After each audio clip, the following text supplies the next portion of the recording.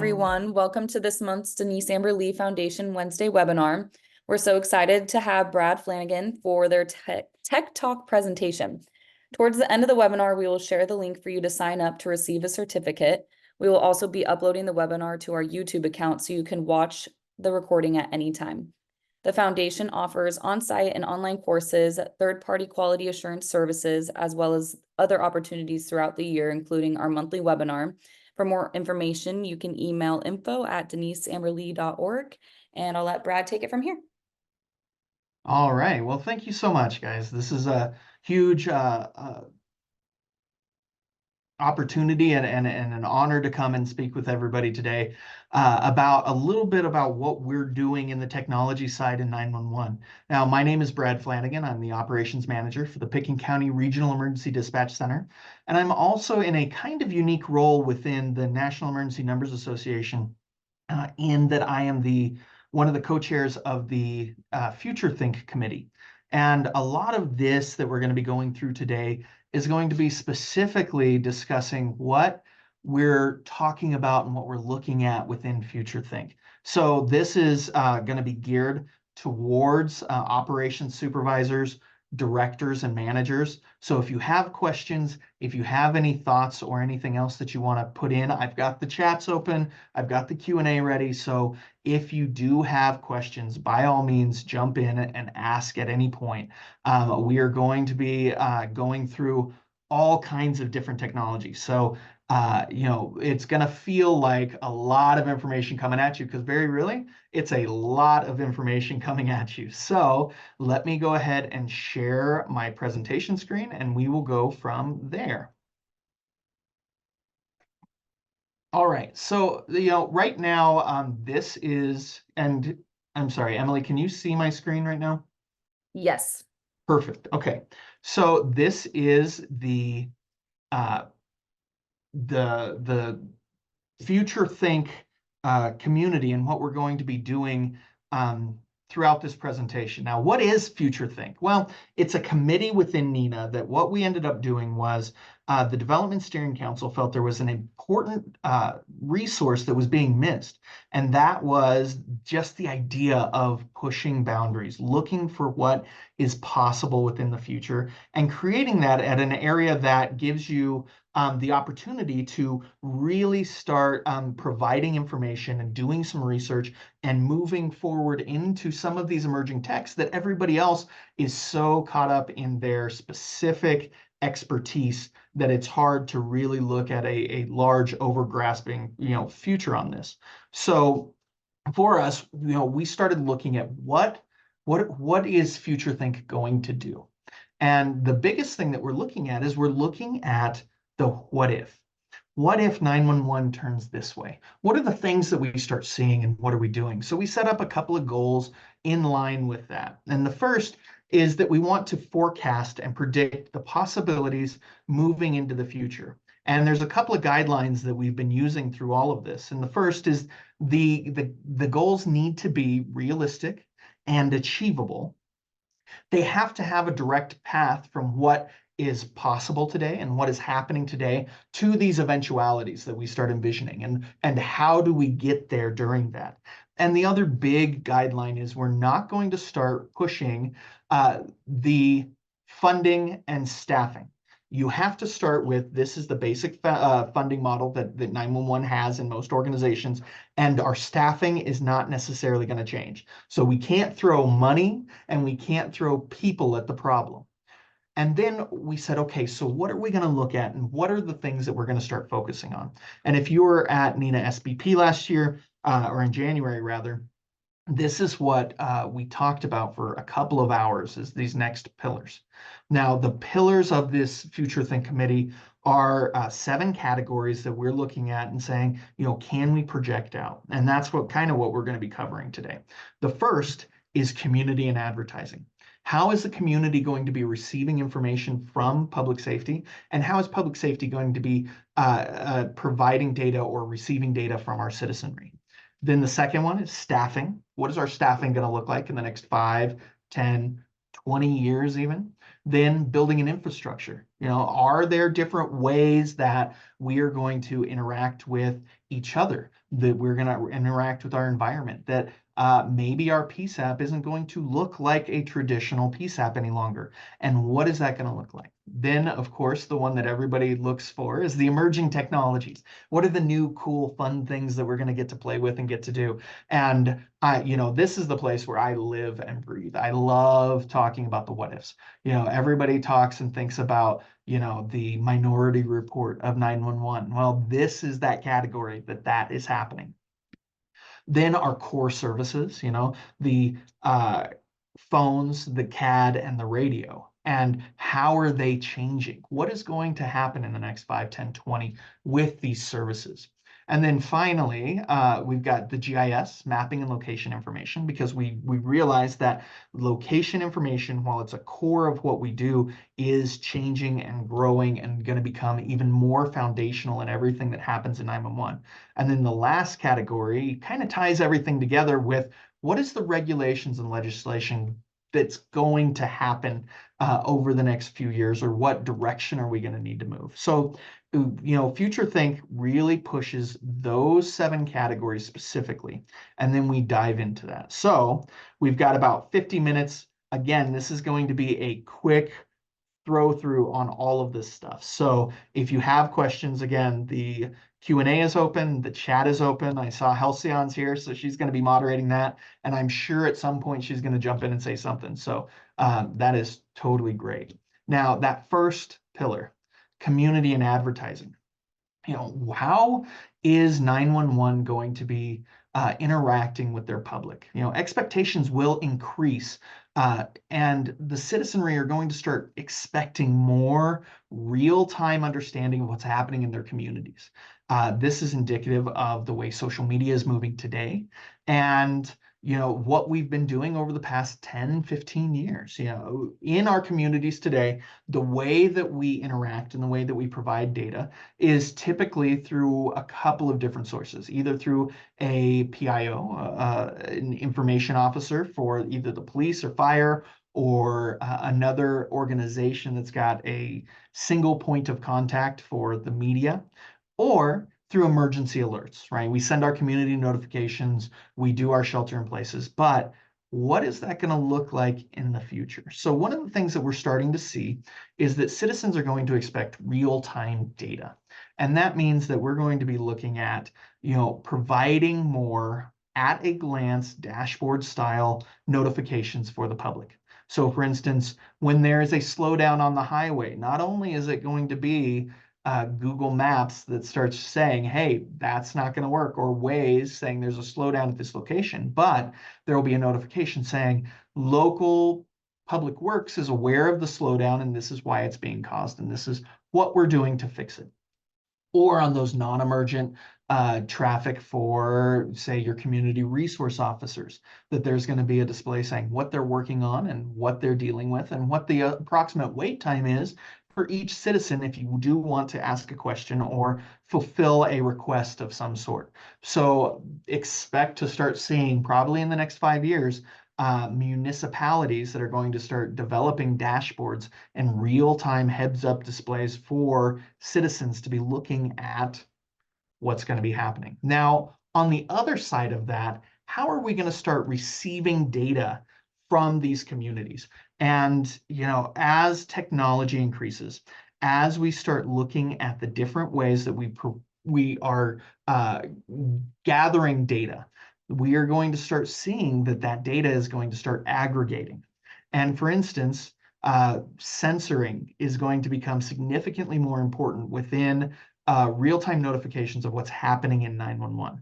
So for instance, the new buildings that are being built have a lot more sensors in them, through cameras, through heat sensors, through automated systems that check the airflow, check what's going on with the windows. There's bomb sensors on some of them, or even wind or rattle sensors, like you guys all get in those alarm notifications. You say, there's a tamper alarm because there's a window sensor that went off. Well, yeah, now how does that tie into everything else that building is sensing?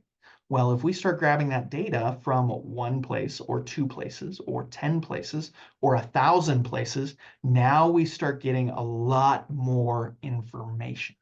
Imagine if anybody's driven or ridden in a Tesla, they map all the vehicles around them. Imagine if that data is now available due to sharing of that information with public safety. Now we have real-time ability to see what's happening in vehicles and around vehicles all over our jurisdiction. So we can start getting mapping of what is happening. If there's a slowdown on a road, well, why? Are people swerving out of one specific lane? Is something happening different than what we expect? And can we make realistic predictions about what's going to be happening with that?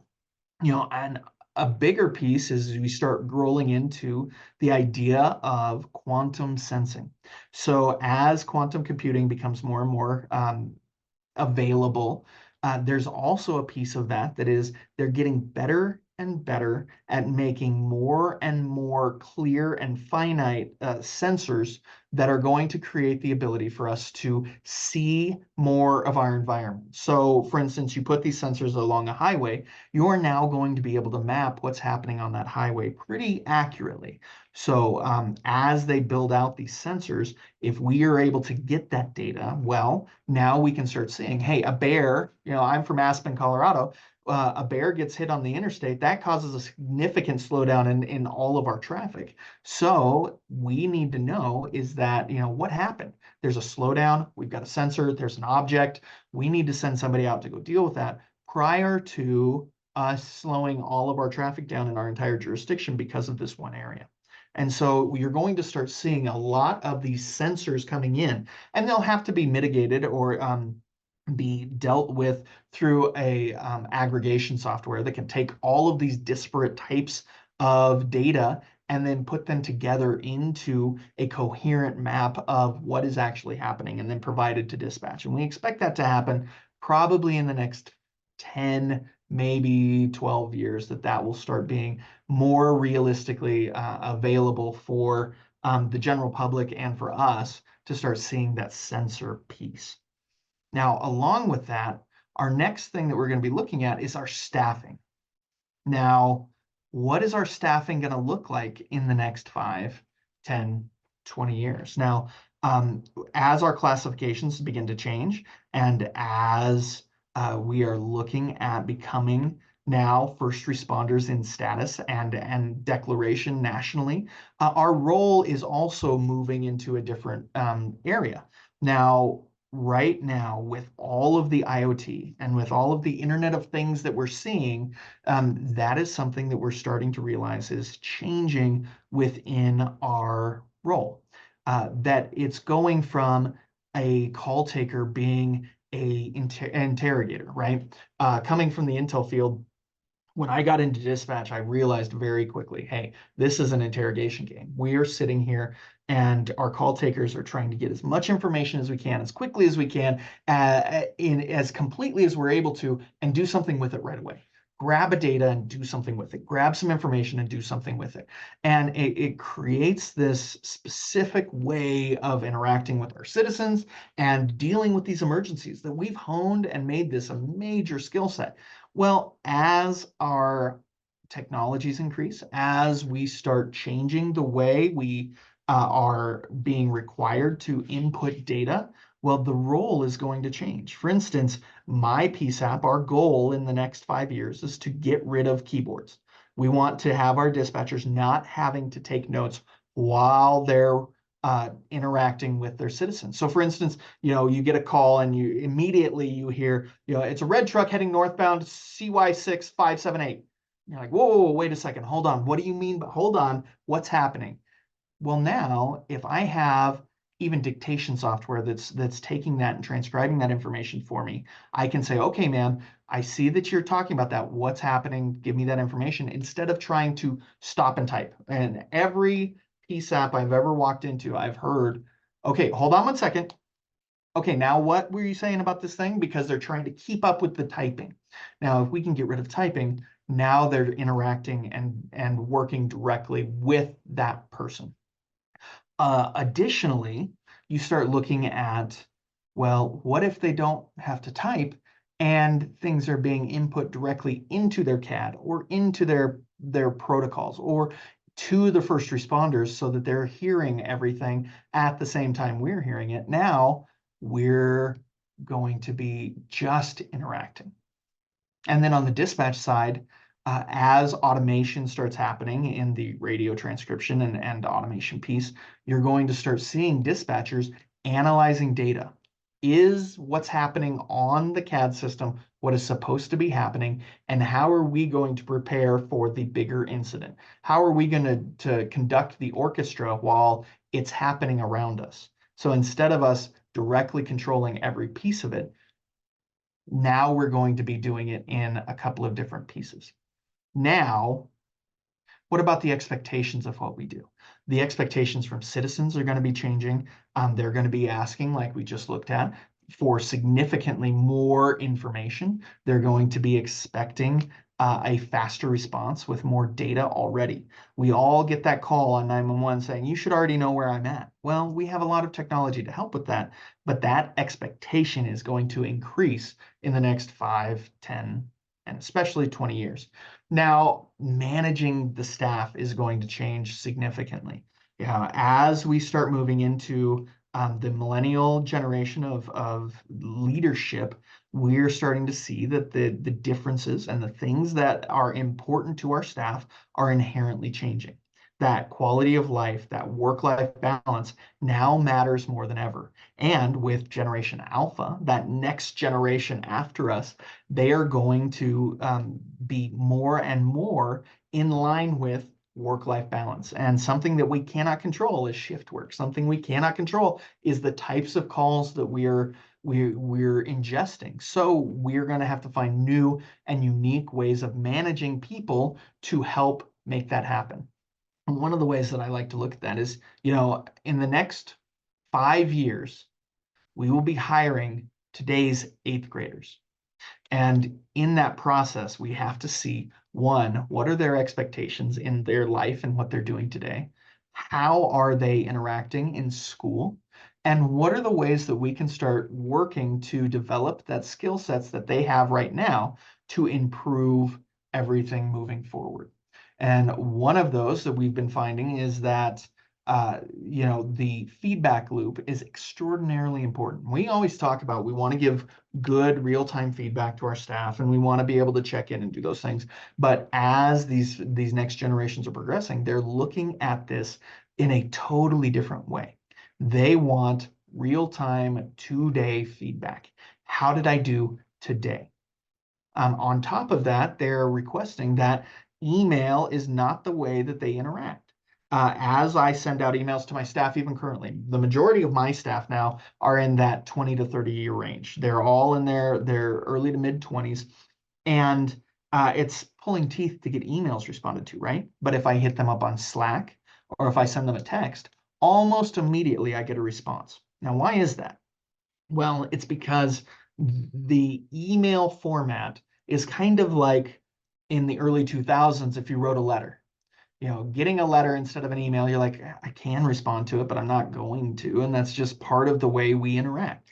That's the way Generation Alpha looks at email. It's very formal, and it's what you're trying to do when you're sending something that's going to be official. But a quick check-in, a quick, hey, how are you doing? A quick, here's your stats. They're not looking for email responses or emails as a whole. They're going to be wanting different ways to interact and work and deal. Now, we talked about that designation. Becoming first responders, we're seeing that there's going to be a much bigger push towards resiliency within staff. And that is going to be, we're going to have to be able to find ways to train to that and to work on that. And then the last of these is environment. The environment in which these people are going to be working is changing. How do we deal with remote workers? How do we deal with staff in a different way? How do we control what a staff member is doing when we're not going to be on site with them? And that's something that we're going to have to work through. Now, the biggest piece that is happening today that we're looking at, and there's champions throughout the industry, but wellness is going to become a significantly bigger piece of what we're looking at with staff. Now, there's a research study that's going to be starting sometime this year that we're going to be looking at, and FutureThink's going to be involved in it. Dr. Michelle Lilly from Northern Illinois University is working on parts of this, and she talked about it in a conference earlier this year. We're going to be working on trying to do a study that's going to show, can we identify modulation, syntax, and biometrics to see about the spikes and identification of stress within dispatchers while they're working. Now, what that means, let's break it down into all three of these different categories. The first one is modulation. The timbre and the cadence and the resonance of your voice when you're stressed or at rest are specifically different, right? And that means that if I'm stressed out myself, my voice goes up and I start talking faster. So when I say 316 showing you a route to this thing, they know automatically over the radio that I'm stressed out. Well, can we identify that? So we take a software that's doing nothing but modulation, and it's setting out a baseline for, say, 2 months, that we get everything that your voice looks like and get a baseline of who you are typically during your work shift. Now, when you deviate from that, if you jump way up high or you start dropping way down low, will those deviations be enough to say that might be a stress point? Then what we found with syntax, the Air Force Acoustic Battle Labs had done some research on syntax within air traffic controllers and combat environments, so combat air traffic controllers for the Air Force. And what they realized is that the types of words that were being used by their air traffic controllers when in stressful situations actually changed compared to what they normally say. So the way and the words that we choose change based on our stress level. And we want to be able to prove that. So if we're on the phone with citizens, if we have a significant event or we are stressed out for any reason, do the words that we use change? And if we can get that same baseline of these are the words that you typically use in a normal shift, the 17,000 words that unique words that you're going to use for that day, if you start adding in words that you don't normally do, is that because of an event? Is that because of a trigger? And we're trying to look to see what that's doing. And then on top of that, biometrics. Now, biometrics are used in a couple of different ways in stress studies, which is really, really interesting. One, they're looking at heart rate, 2, blood pressure, and 3, sweat. So if we can test and see if our heart rate fluctuates at the same time, our modulation is going up, and our words are being different, do we have a better ability to quickly identify the stressors that somebody's under? Then we want to watch wearables to see how long does it take for somebody to go down in stress and to recover from that acute trauma, and are they ramping back up before they get to work, and are they going to be able to do those things?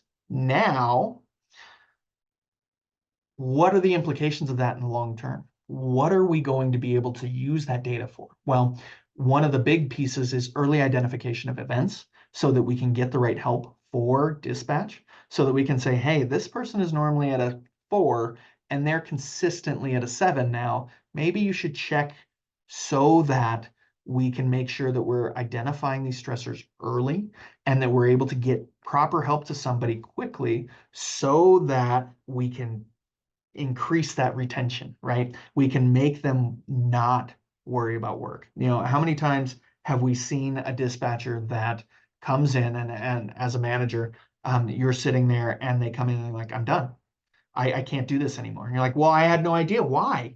And it's, well, I've just been so stressed out and it's just not working. And if I would have caught them 2 or 3 months before that and started having these discussions and working, we might have been able to find a path, but they finally got to a point where it's not there. So one of the things that we're trying to find is, can we identify this and do this now? Now, what happens after the staffing piece, right? The next pillar that we looked at is the one that we I think is getting as much attention, if not more, than any other thing that we talk about. And that's the building and infrastructure right now. And nobody thinks, okay, the way a building is set up is going to be a big deal. But how many of you have started hearing more about work from home dispatch? This pillar really focuses on where is the work actually going to be done. There are a lot of different layouts and work ways now. The very first piece is that traditional PSAP. There will still be traditional PSAPs all over the place. However, we're starting to see more of non-traditional structures. For instance, there's a company in Canada and a couple in the United States that work off of a call center model that they say, we're going to hire dispatchers, we're going to put them in a building, and as you have surge or as you have non-emergents that you want us to process, we will be able to process those for you. So we're going to create a surge center that's going to be a super center within an area, and you just transfer specific calls to us. Anything that comes in these lines will automatically get transferred, or if you get a certain amount of calls, that surge amount will come directly to us, and we will process those calls and send them back to you to dispatch. There's also the work from home model, right? Everybody's afraid, and we hear about this all the time. Well, what are we going to do when we're working from home? Dispatchers are both, I've heard people that are very in favor of this and people that are struggling a lot with the idea of the work from home model. Well, there's certain things that are going to have to be figured out. One is CJIS. We all talk around it. We all find workarounds to see if CCIC and CJIS will work at home. But eventually there's going to have to be some models put up around the CJIS rules so that, remote work is going to be more and more possible. The other part is, well, what about, the dogs barking and the dishes clanking and the children screaming in the background? Well, right now there's technologies that are specifically built for background noise isolation. There's a company that does it at the F1 level that actually can get rid of modulation in everything but voice so that you can hear specifically what people are saying and never hear any of the background noise. Really great technology for inside a PSAP. So when you've got your staff, we've all heard the recordings of the people that are saying, are you laughing at me? And it's like, no, they're laughing about something else at another console. Well, what if we can eliminate all that noise? A lot of the virtual work environment technology has already been there. It's already happening and it's already been solved. So now it's that comfort with the management of people piece that we're looking at in that virtual environment. There's also kind of a hybrid of those called the satellite centers. My PSAP, what we ended up doing, because we have such a hard time with getting people that can live within our jurisdiction, we decided to break our PSAP up into eventually 4 interoperable centers that work hand in hand. That you can have a call taker in one jurisdiction with a dispatcher who's sitting 55 miles away, and they're creating calls, interacting, and working together in a single contiguous movement, right? So it's just like having them in the same room, but instead of being physically in the same room, they're using meetings, virtual spaces to have that interaction so that they're still working in the same environment. Now, the satellite center for us is a better solution because we can then still control the environment. We can still secure our CJIS information. We can even put in our server sets on both sides. So now we're developing redundancies in our processes so that our traditional building doesn't have to be as hardened as it was before. So that gives us the ability to create resiliency through duplication rather than through hardening. And what we found is a typical PSAP costs tens of millions of dollars to build if you're building state of the art, from the ground up, depending on the cost of land and everything else. But we can do it for a fraction of the cost if we're looking at these small satellites that we're putting in as almost pop-up centers. Now, the other side of this is that as we look at these more non-traditional models, the biggest piece of what a PSAP is going to be looking at in the next 5 and 10 is going to be their connectivity. that connectivity is going to be super, super important. Now, everybody's talking about, you get your fiber lines coming in, you need to have two separate fibers coming in from different directions. But are there other models of doing that? Well, with now satellite technology that's growing into what we're doing today, that is a redundancy. There's softwares and hardwares out there that can combine multiple different connectivities so that you can get two fiber lines, a microwave hop, and 3 air cards into the same bandwidth that you can use for your operation center. And that creates that resiliency that even if a fiber is cut, you have so many backups and a large pipe that your operations will continue as that one piece goes down. So that's something that I would really encourage everybody to look at, is those additional hardwares that can do some of that connectivity piece. Now, after the building and infrastructure is my playground, the emerging tech. And I'm going to kind of hit this from a couple of different angles, but this is the fun, imaginative, what are we possibly going to be doing in the future piece. And the first piece is, what are we currently doing? Currently, we've got these new technologies that are starting to happen with language and syntax and sentiment responses.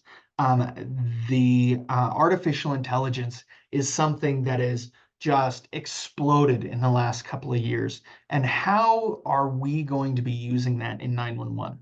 Well, one of the first things that we're starting to see today, outside of the generative AI, and we'll talk about that here in a little bit, is the ability for large language models to start coming in and looking at what is being said by voice in your center. It's the phone calls that are coming in. What is being said and what does that mean and how can we do something with it? So on the phone side, if you're taking calls, transcription software is the first part of that AI understanding and getting into assistive technologies and everything like that.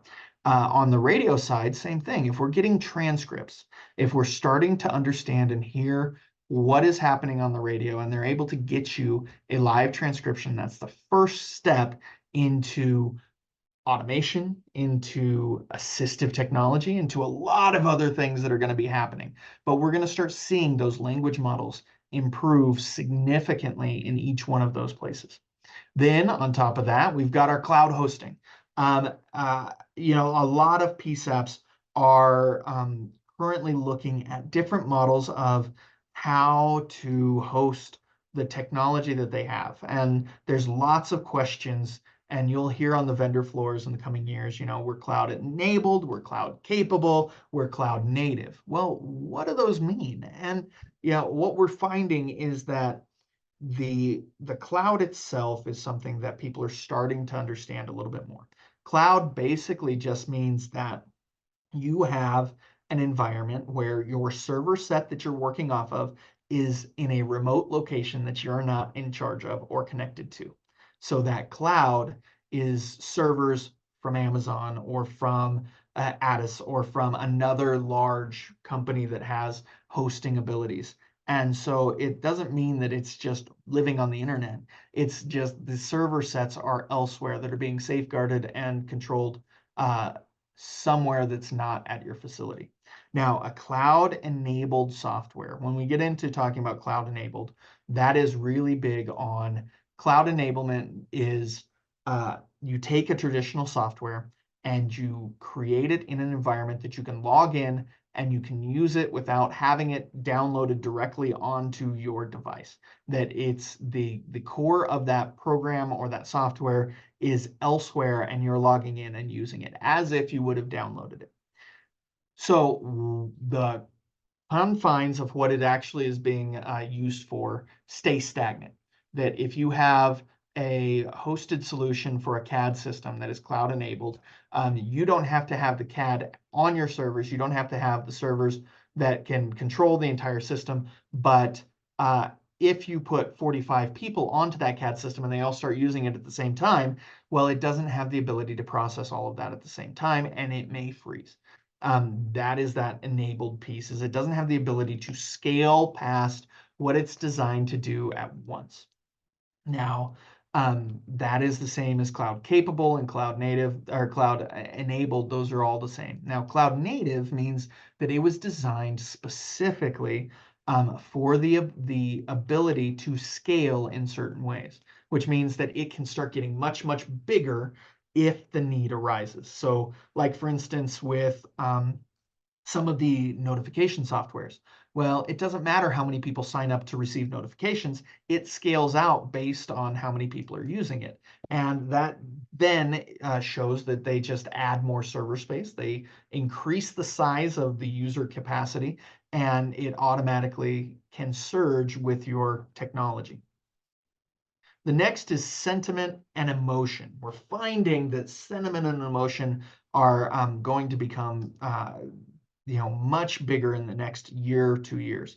That not only are we starting to get transcriptions from all of this stuff, but it's starting to get a true understanding of what is a person looking for. And this is going to come in a couple of different ways. One, that we're going to be able to start understanding more and more of what a citizen is asking for without having to dig as deep. The artificial intelligence and that the transcriptions that we're getting are going to understand inherently what is the next logical step in the process of dealing with a phone call. And it will be able to do a couple of things for dispatchers directly. The first is that it will be able to start providing real-time assistance.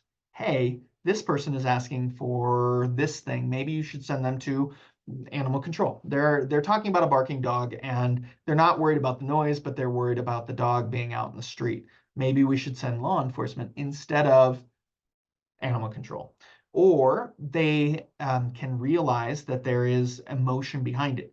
When somebody starts yelling, just like we were talking about with that wellness piece, with identifying the stress within your individual staff members, this emotional piece is doing the same thing, but for the callers. Hey, this person's in a really big state. Now, how does that help us? We automatically know that when we're answering, but what about those times that we start using automated call processing for those non-emergent lines? If it's going to a call tree and they're going through the process of answering everything, and it's an automated system, if somebody's truly in a crisis situation, it can say, this person's upset, let's get them directly to one of the call takers just to make sure that it's okay. And this is a big part of building in those smart recommendations and everything else that's happening today. Now, while a lot of PSAPs aren't using it, the technology exists and it's starting to be tested and developed right now. Now, for the emerging trends, the emerging things that we're starting to see, first is input. How are your dispatchers putting data into the system? How are you gaining and moving things around? One of the big pieces is, keyboards, right? Like I said before, we're trying to get rid of keyboards. Well, what are the ways that we're doing that? Well, one of them is through transcription, that you're able to get a transcription of what's happening, and even potentially a summary of the paragraph that was just spoken. Like, I get not only the transcription of what's being said, but also, hey, this is what this meant, and here's the one bullet point that might be useful, and now I can put that directly into CAD without having to type a bunch of words. The other way is through input devices like, say, a PlayStation controller.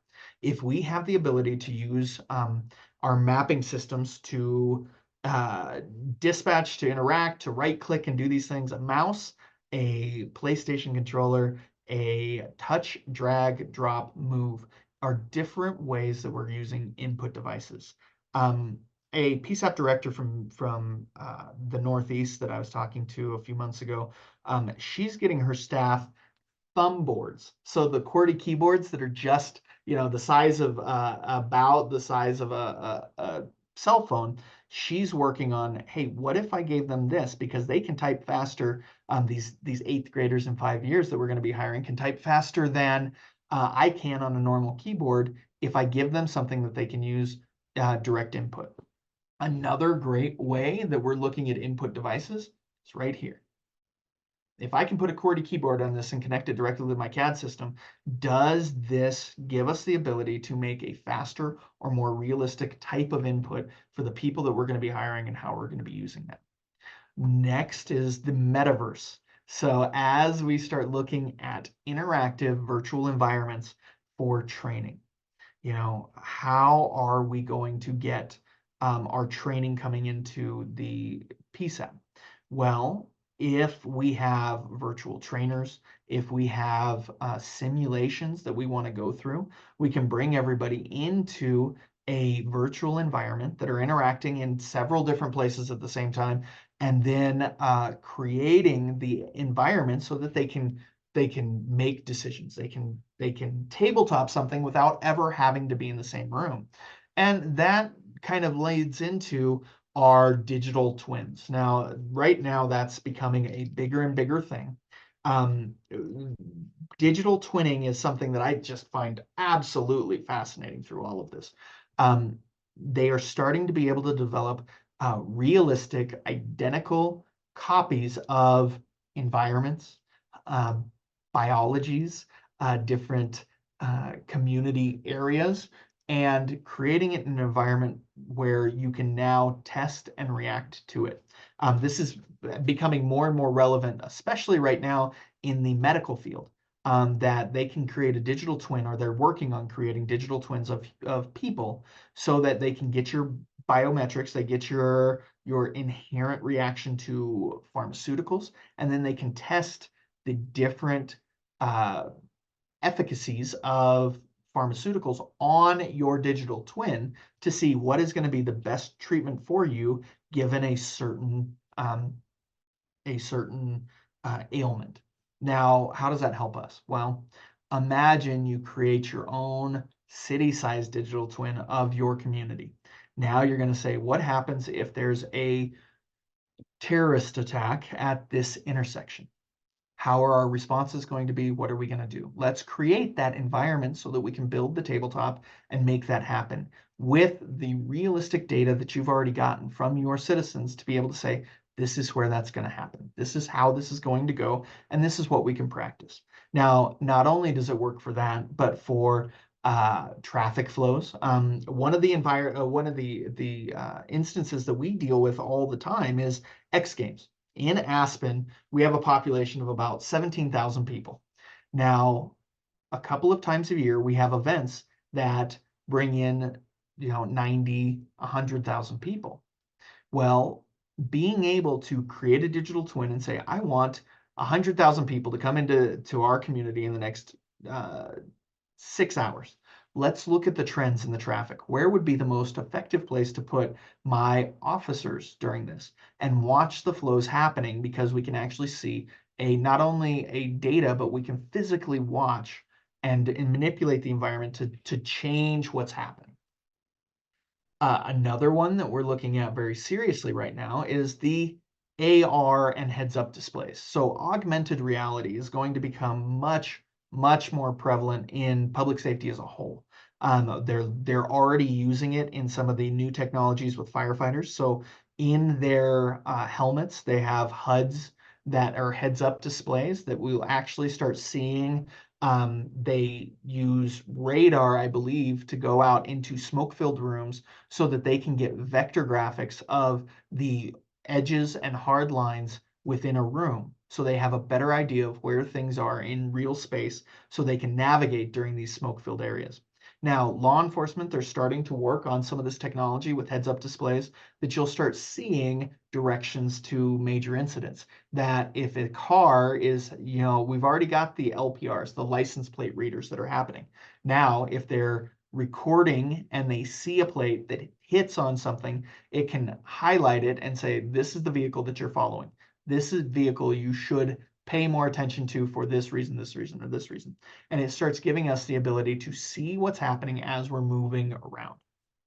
Then another piece of emerging tech that I think is really, really interesting, and they're building it out, and it's going to make CAD much, much more interesting, is the EIDOs and JSON packaging. The packing of your emergency identification or emergency incident data objects are going to really change the way the industry and the information is processed.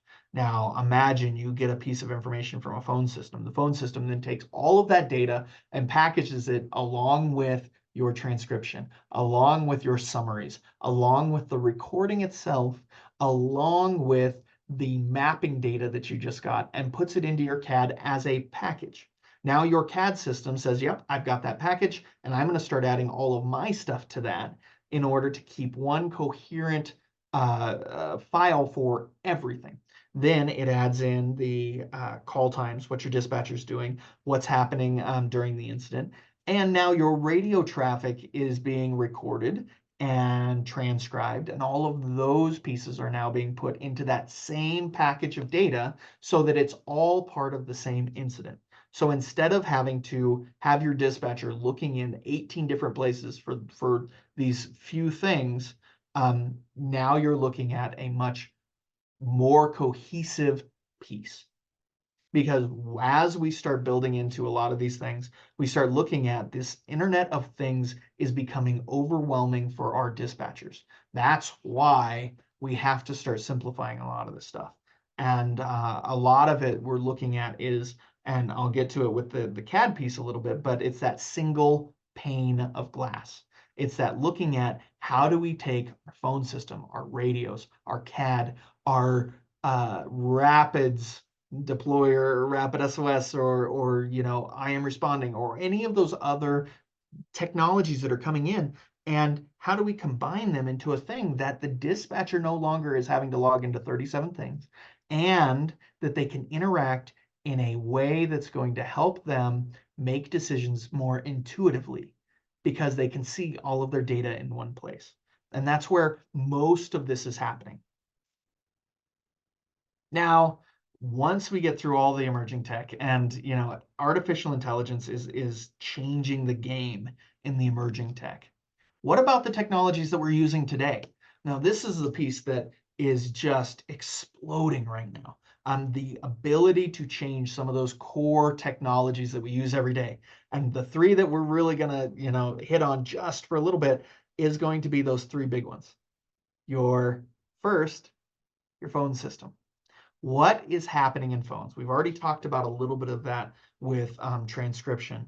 Phone systems are starting to have the ability to really be assistive for your call takers. Now, when we're talking about phones, the video into the 911 center is something that we look at. That's the technology that's been around for about 5 years-ish.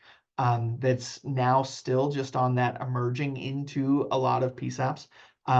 We've been using it since 2019 here in Pickens County.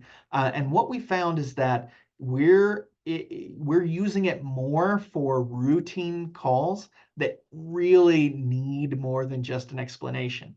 When a driver says that they got stuck in a on a switchback. Well, what does that mean? Hey, can you show me where you got stuck so that I know if I send a tow truck rather than a deputy? That's super helpful. Or we had an instance the other day that we actually had somebody say, I fell into a grate. We're like, what do you mean you fell into a grate? Well, I'm trapped. Okay, is this an entrapment? Are they down under in the roadway? What is going on? And we turned on their camera, and what we found was he had stepped out of his car onto a storm drain, and his foot slipped between the grates, and he went down to past his knee into the grate. Well, that's a very different rescue than sending out a complex rescue team because he fell into the sewer system. And getting those quick simples. We had a vehicle the other day that there was a non-injury accident on the side of a busy highway, and we just had the caller turn on their video, get an image of both the vehicles, where they were at on the shoulder, and the environment around them, so we could tell, hey, we don't need to ask description, we've got the plate numbers, we now know exactly how far off the road they are, and they're in a safe place so that we don't have to push as hard. Now, those are simple, easy, uses of this technology that simplify everything within this. And now you add in those JSONs or that EIDO. Now we've got a video that perhaps we've got a fight going on with two subjects that are arguing, and they've gotten a little bit physical. We have a citizen that calls in, we get video, and we've now got perfect descriptions of both the people involved. And instead of trying to air the information, we send an image that hits a heads-up display. And now all the officers are looking for those two people instead of two people that match that description. Now, when we start talking about equity in policing, that's a huge part of that. Instead of somebody fitting into a description, it's I'm looking for this guy. That's going to help innumerably with some of the early identification of suspects. Now, on top of that, we start looking at auto attendants. There are softwares right now and companies that are building auto attendants for police front counters that as they go through on the second ring, it goes to the same as you get at United. Hi, this is the Aspen Police Department. How can I help you? And it either transfers to the right places or it gets to dispatch. One of the challenges that we run into is at the end of the day, with all of this technology, eventually a phone rings in dispatch if it doesn't work right? Well, this gives us the ability to start trying to figure out, is there another way to handle these calls from the agencies? Or if it truly is an emergency, that they don't get stuck in a call tree or on a voicemail when they should have been directed to 911. And that's or to the dispatch center itself. Now, what about that next piece? Radios. Well, radio and land mobile radio has been something that is inherently a core service of everything that we do. If we can't talk to the responders, it makes it significantly more challenging. But with the advent of the mobile data consoles and with the ability that we're moving into with our additional radio over IP networks, we are starting to see that there's the ability to do push to talk on applications so that we can start creating those backups. Because the problem that we've had with land mobile radio for such a long time is that there's not a whole lot of, well, if your radio towers go down, if your radios go down, you're dead in the water. You might be able to call on a cell phone if you have that ability, but there's not a whole lot of other backups. Where as we start moving into radio over IP networks, now you can start looking at different ways of using that radio technology or communications in the same manner, but with a different network. So for instance, for us, what we're starting to work on in Aspen is that we are taking a patrol vehicle, adding a satellite technology for our communications piece, and then tying it into a radio over IP. So even if we're not in LTE range or cell phone range, we have the ability to have communications, including places that typically we wouldn't have had access through our radio system. Like it's on the other side of a canyon and we can't get there. Well, there's a potential that satellite can get us that communication. Now imagine if we have satellite in all of our patrol vehicles, you start building into what's called a mesh network. And we create a Wi-Fi network for all responders on site that can now start getting a lot more of the data and the information they can in areas that typically wouldn't have had that LTE service or that cellular service to be able to provide more data, including the MDCs, including other situational awareness information that might be helping. The third of those core services is that CAD piece. Now, for me, as we look into CAD systems and as we look into what's happening with decision making, the big piece for me on CAD is that we start seeing that decision making is based on having an idea in your head of what's happening around you. The situational awareness map in your mind is how the best dispatchers are doing their job. They have a good picture of what's happening up there, and then they're looking at all of their tables and reading all of their calls, and they're creating a plan based on everything that's happening all at once. Well, what if instead of having to look at tables and look at all those things, what if we started looking at the map? And you've got your calls for service, you've got your everything else, and you don't have tables at all. Well, a lot of what I'm seeing the direction going is going to be in that map-based, GIS-centric CAD systems that instead of reviewing tables and lists, you're going to see the information inherently on your screen. Then you take all three of these different core technologies and you start looking at how do they overlap and interplay. Just like we were talking about everything in one package, eventually these are going to be a single pane of glass. So instead of having disparate screens and monitors because you've got your phone system that's isolated and your radio system that's being dealt with one way and your CAD system over here, you've got one projected image of everything. You can do that in a lot of different ways too. So like for us, we're playing with short throw projectors right now so that you have a projector sitting on a desk that the screen's right here and you've got a 80 or 90-inch screen now in front of your dispatcher that they can interact with. We're also using AR glasses, so augmented reality glasses that we can take and project our entire CAD system onto the glasses so that we don't even need monitors at all. And we're able to project all these things into one coherent workspace. Well, what does that do for us? Well, that changes the dynamics of the room, right? That changes the dynamics of the hardware and the desks that you're able to do. When you start integrating all these things and you don't need as heavy of desks, well, now is there a different layout that will work better for your system? We're more and more becoming unrestricted by hardware. Because the software is allowing us to do so many different things, you can start becoming much more creative with how and what your workflow is going to be because of some of these technologies that are coming up. The other part that everybody's starting to talk about and that you're going to see all systems, and this is across the board with every technology we've been dealing with, is that software as a service is going to be the eventuality of everything that we've got. Now, that doesn't mean that you're going to lose your servers. That doesn't mean that you're not going to have on-prem equipment, but software as a service is going to be more and more of a big deal with our core services and with everything else that we do.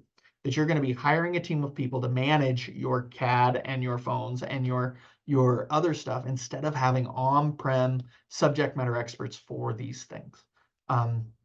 So if you're not familiar with SaaS models, a great example of a SaaS model is the Microsoft suite or the Adobe suite of products. Those are things that you don't have to have a subject matter expert dealing with your softwares in those suites, that the updates happen automatically. Any of the challenges that you run into with them, there's people that you can get to help you with it. There's a million different ways that they're working on and improving and developing those without you having to have somebody directly on top of that. Well, and because we're coming right up to the time, we've got 3 minutes left.